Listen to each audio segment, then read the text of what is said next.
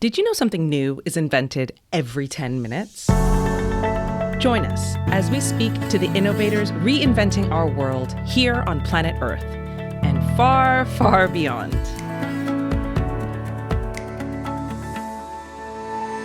Welcome to GTWN Now, a podcast brought to you by the Global Telecom Women's Network and sponsored by CMS Global.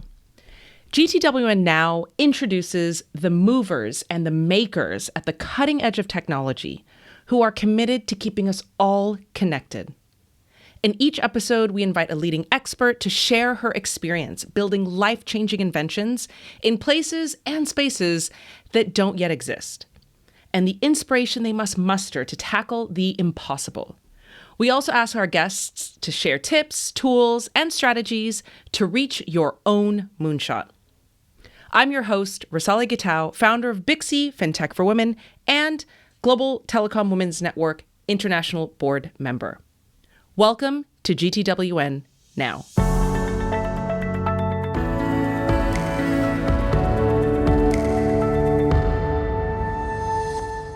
Today's episode will be hosted by Candace Johnson, founder of the Global Telecom Women's Network.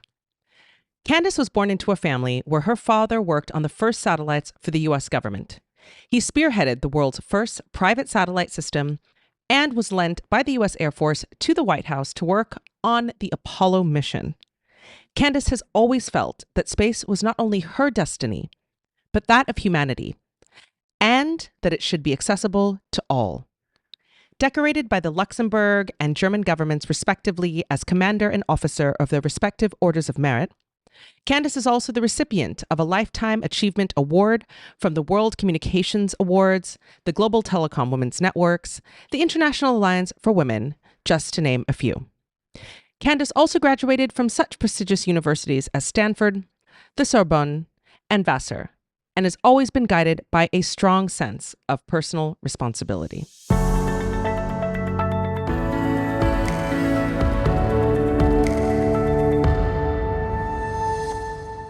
Good morning, good afternoon, good evening, wherever you are. Welcome to our second podcast in the GTWN Now series on digital humanism. We're so happy to have with us today Janice Hughes. Janice has been providing thought leadership to the world for decades, be it as founder and CEO of such initiatives as the first green fiber network in the world, be it leading a consulting company, Spectrum, be it as president of Médecins du Monde for the UK, protecting wildlife with Space for Giants, be it as a patron of the arts. Janice personifies the word Renaissance.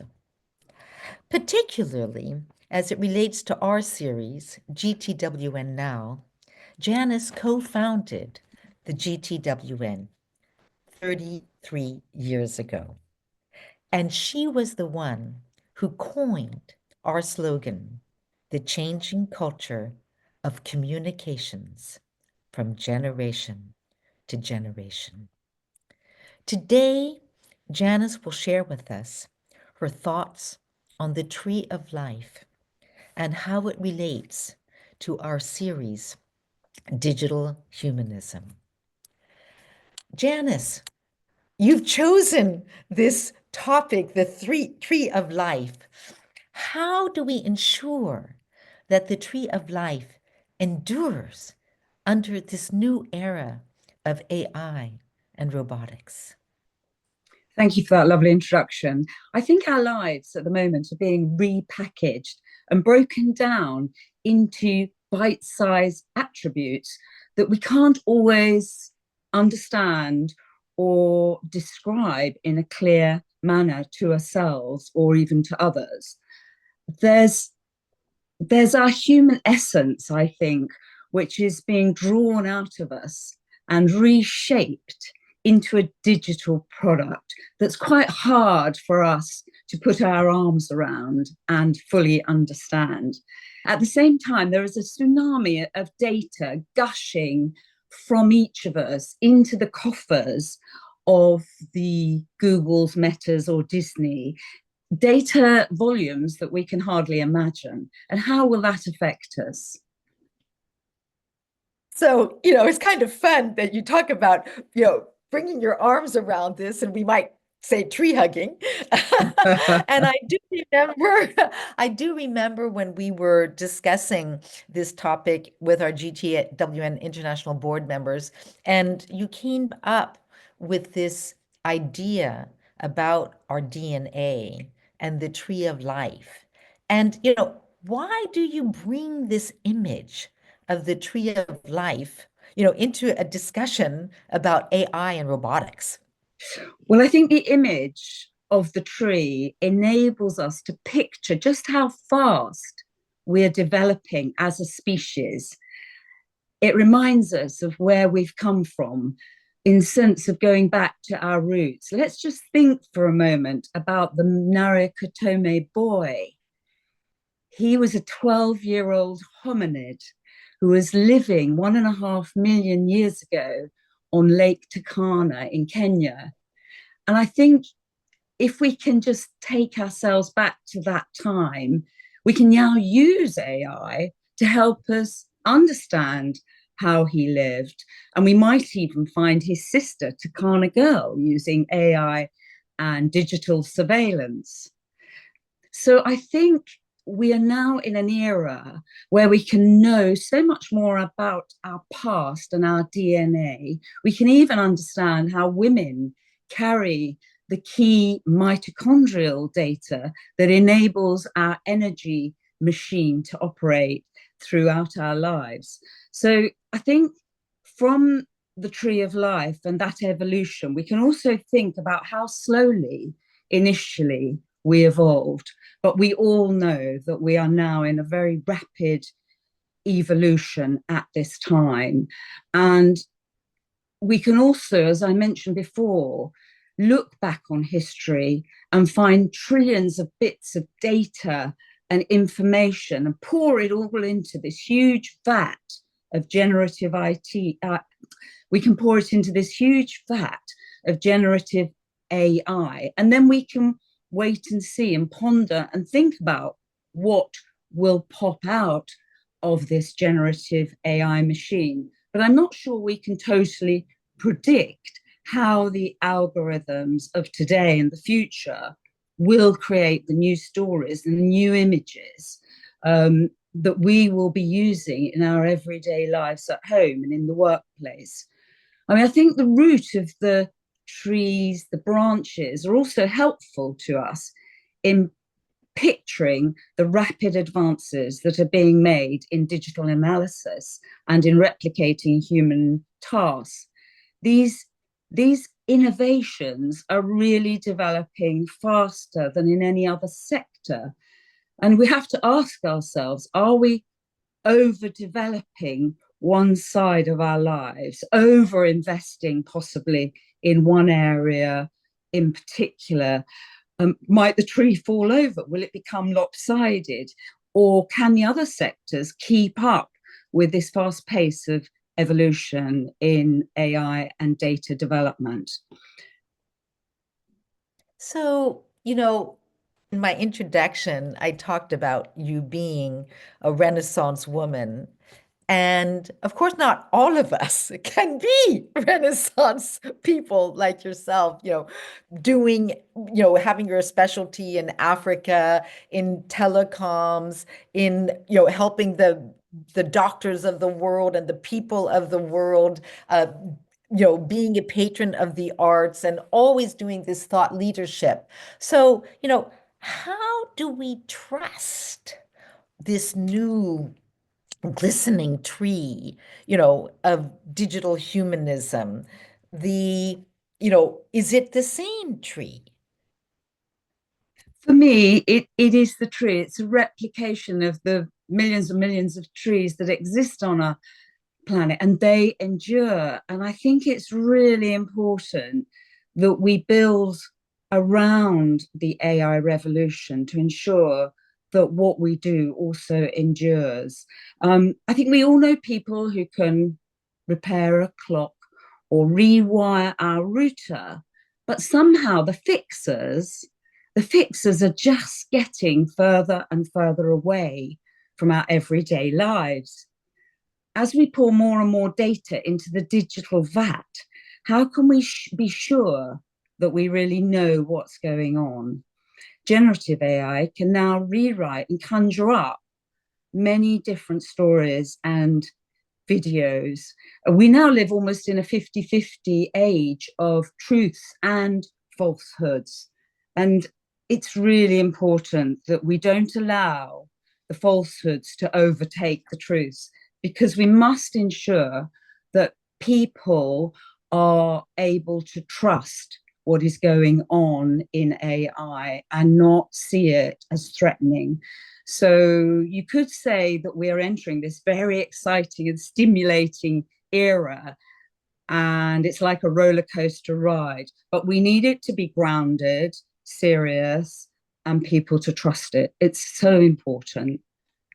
And I think, that we as GTWN and all of our colleagues, it really is up to us and to every single one of us to make certain that we get the most out of AI, as you are suggesting. And, what role will education and awareness play in creating a new moment of enlightenment, since we're talking about the Renaissance? Well, one thing's certain is the rate of change is definitely going to be exponential. While we can travel back in time and take lessons from our past and our history, we'll also be propelled forward incredibly rapidly. And I think that AI and robotics itself is going to morph and mutate in ways that we can't imagine today. And it's going to be something truly remarkable. And we hope it's going to be on the positive side. So I think the education and educating the young ones in particular into how to frame and trust the internet age is going to be incredibly important. So while some preschool children will still be playing with their toy dinosaurs, we have to think about how we enable them to understand all of the images and videos and stories and how they fit into this future world. And it's very important that they learn how the software tools themselves can manipulate everything and anything. And so it's very important they have this critical way of looking at what is around them and not just accepting it all. So we have a huge task to do, because I think it's very easy to push things under the rug and say, oh, well, we'll wait till they're a bit older. But I think one thing we know about the new AI emboldened era is that it is available to young people at an earlier and earlier stage of their lives. And so as a result, we need to make certain that, just as we teach, quote unquote, reading and writing, that we are also teaching digital skills. Yes. Yes, I think, now, one area which I believe that everybody actually feels pretty comfortable about with AI is the medical world. And this is obviously something that you, as the UK president of Médecins du Monde, have had so much experience in, particularly in developing countries, where you were very, very active. So, how do you think that AI is going to impact the medical world? Well, I think the AI impact on medicine is going to be absolutely massive, because people really want to be healthy and want to live longer. And when I was working on Ebola in Africa, it was the fantastic logistics planning that enabled us in Liberia and Sierra Leone to actually get to grips with what was needed and coordinating with the army in building field hospitals away from the urban populations very, very quickly. So I think there's no doubt that with our skills of genetic engineering, microbial analysis, that we will be able to make much better life-saving decisions using medical diagnostics. So it's actually the whole framework of medicine and logistics that will enable us to take many, many benefits from this area. And there's, of course, even money going into cryonics, where people are planning to freeze their bodies for some hoped for future revival. But let's see. I think there are other priorities for the moment. Well, it is very interesting, certainly with the pandemic and the creation of the vaccines, AI played a huge role in accelerating the development of those vaccines. But as you say, it wasn't just the actual scientific medical research, it was everything around it, the logistics. And in particular, and I think this is interesting, the fact that governments were willing to forego many times um, the just a second, I'll think of it. All of the red tape, Yeah. that so many of these vaccines had to go through. And Mm, it is a wonderful example of working together mm, and helping the AI be able to do its magic, and so it's kind of I think it's a lesson, from for us to learn from. And so then I'm kind of wondering, okay, well, with all these AI analytical models, how did the polls, get the US election forecasts so wrong? Well, it's a really good question, because I think the media themselves believe that they know all there is to know about generative AI. They're analyzing it and reporting on it all the time. And yet, you're right, the pollsters got it so wrong, in spite of spending a fortune on their forecasting models. And some of the key individuals in the industry even had to resign due to these failures to forecast what was really going on. And I think what we see from this is that it's still difficult for mathematical AI to predict human behavior. And it's also worth remembering that to get the algorithms right, even for getting bipedal robots to remain balanced and walk in a straight line, is incredibly difficult. So there's still a long way to go. And we just need to be cognizant of this when we're planning and allowing for some diversions and some inaccuracies in some of the planning that we do because of the human factors. So, Janice, two areas where the world is really going through massive disruption are agriculture and manufacturing. And, we are seeing now in Brazil, where we're having the G20, that agriculture is playing a very, very important, shall we say, role in the discussions, because we have the food-bearing countries and we have countries who cannot bear any food or cannot, produce any food. And yet we have the food production countries saying that, they don't want to have, import vegetables from Brazil, etc. At the same time, we're going through here in Europe with all of the automotive manufacturers, Yeah. we are going through a tremendous loss of jobs, factories that are just being, laid still, etc. So, how can we profit and still, not destroy our green, urbanized world? How can we make our urbanized world be still green? And you, of course, are doing this amazing project, with the first green fiber network in the world. But, so how can we really, make this benefit humanity? Mm. Well, I think if we take a look, again, going back to the roots of our tree, we can look at how subsistence agriculture and nomadic pastoralism have managed to run on for thousands of years in sync with their own environment, in a way, optimizing the conditions that exist. And I think in agriculture, intensive and industrial agriculture around the world, we've got to engage in a balance.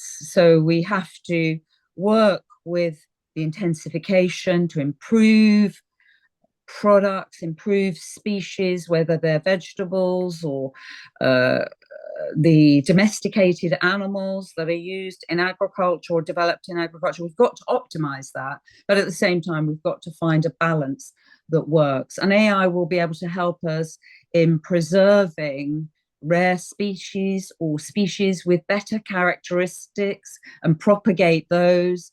And it is, on the other hand, in the wildlands of the world that remain, hopefully, we can use AI to help critically endangered species from extinction, to save them from extinction.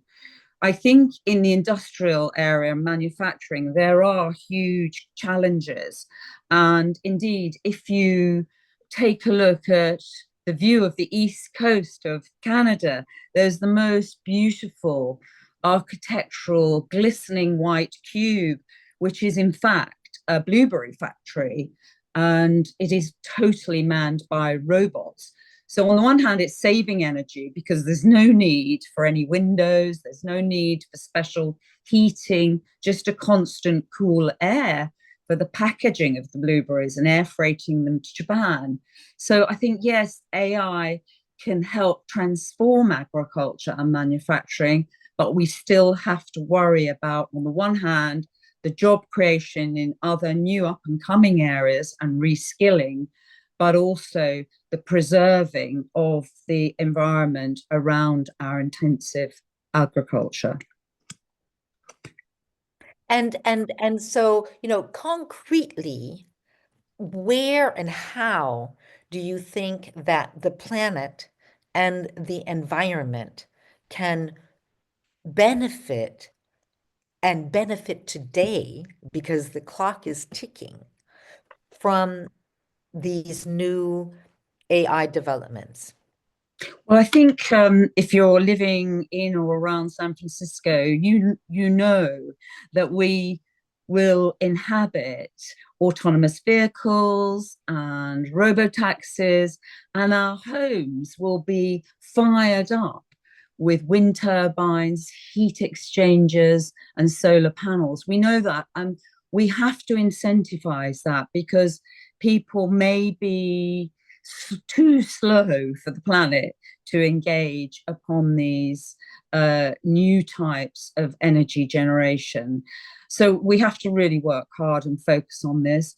But I think we will be able to get back to a cooling moment for the planet thanks to AI. It can't happen fast enough. I think the trees bear witness to this in the fact that we need a transformation to have an impact in the short, the near term, in the next 5, 10, 15 years.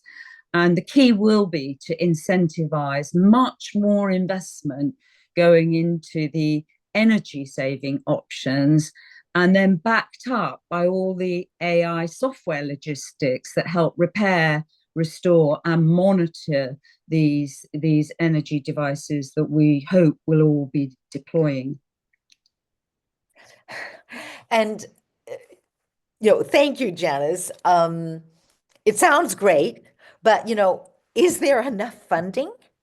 And is there a regulation to allow us to see and to experiment and to experience this new sci-fi world that you're talking about? Well, I think there isn't enough investment, and I think governments have a really important role to play in enabling the AI and robotics technologies to work in an effective way. And I think this can be done in the future. And already, in terms of the regulation side of it, we see some strides being taken to control the extremes of pornography and criminalization on the web in some countries.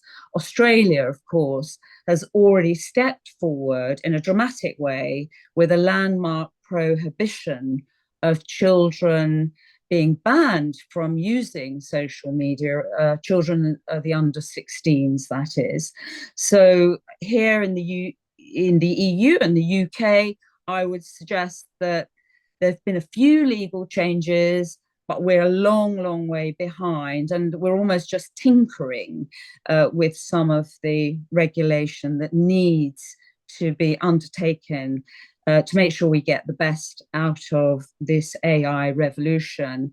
I think we're still in that moment where many people will sort of lean in and lean on their automated data systems, but without really knowing what's going on.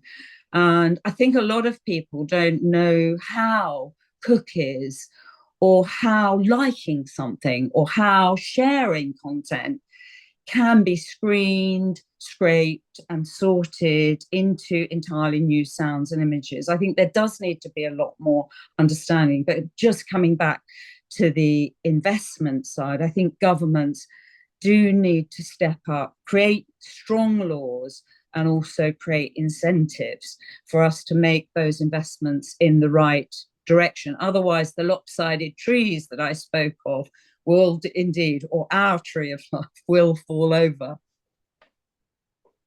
Well, Janice, you and I have been friends for so long. And when I think that certainly I was very much on the, deregulation side for so many Yes. years, and also,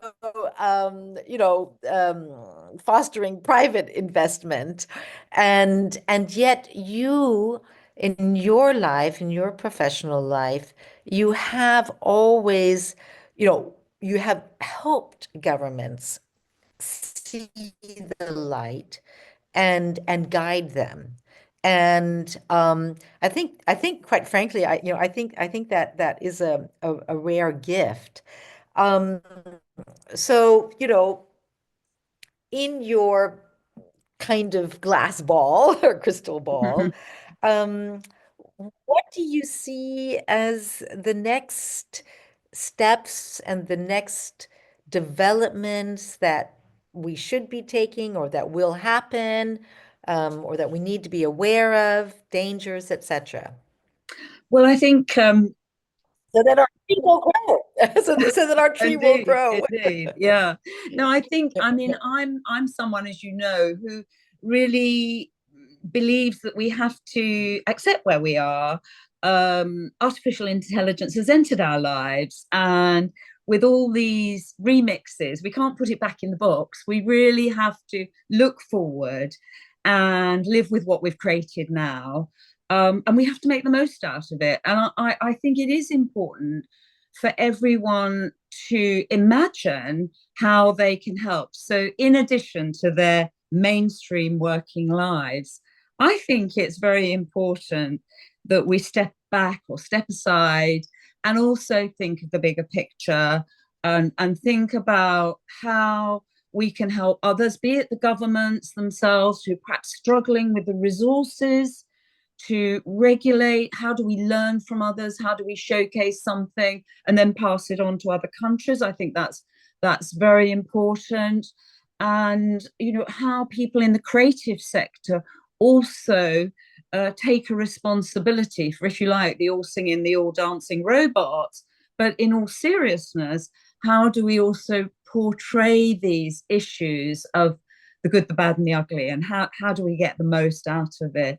I mean, it's mine and it's yours. We've got to take responsibility for it, and we have to raise that awareness and engage in conversations and share the best things. And I think, again, it's being getting over the complexity by being optimistic and going for the best, and being sure and knowing that we can't lose our autonomy and control over this. So there are many things we can do. So I'm suggesting broadening our narrow work lives and taking an understanding across all sectors and ensuring that we get that kind of balance that we need going forward.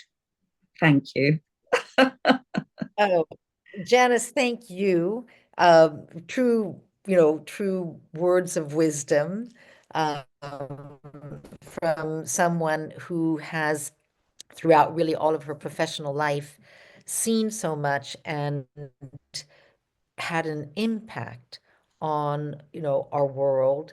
And these are words of wisdom and of guidance that will help us and our listeners and viewers hopefully be energized and inspired to go forward, to remember our tree of life, and to capture all that is good out of this digital humanism experience that we are having.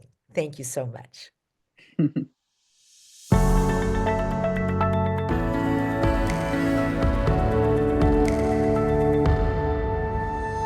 I want to thank our guest for joining today's episode of GTWN Now, and give a big thank you to our sponsors, CMS Global, for making this episode possible. Today's podcast will be available on our website, gtwn.org, Apple Podcasts, Spotify, and wherever else you get your podcasts. Don't forget to hit the subscribe button so you'll be notified when new episodes drop. I'm your host, Rasali Gatow, GTWN International Board Member, wishing you a week of wonder.